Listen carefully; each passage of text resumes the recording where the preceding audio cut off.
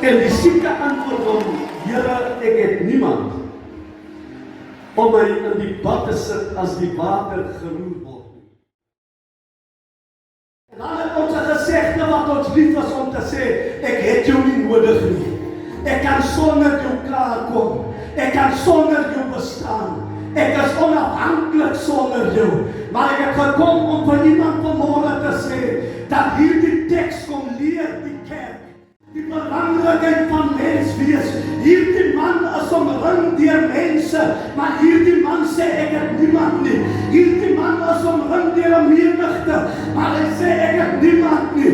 Hy word omring deur 'n skare, maar hy sê ek het niemand nie. Ons is afhanklik van mekaar.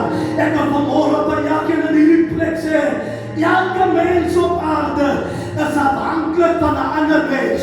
Of dit jou ouers is, jy is afhanklik van hulle. Of dit jou kinders is, jy is afhanklik van jou kinders. Jy is afhanklik van jou broers, jou susters. Jy is afhanklik van jou vriende. Jy is afhanklik van die gemeente. Jy is afhanklik van jou bure.